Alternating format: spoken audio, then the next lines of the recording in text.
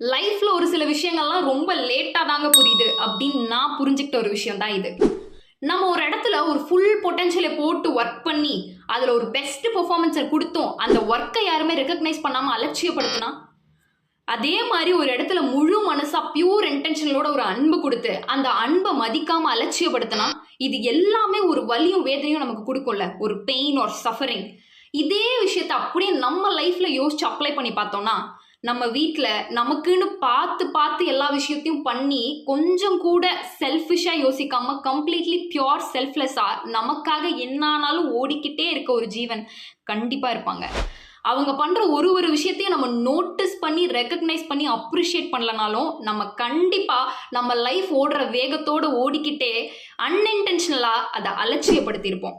So don't ever take them for granted. ஏன்னா அவங்க உங்க பொக்கிஷம்.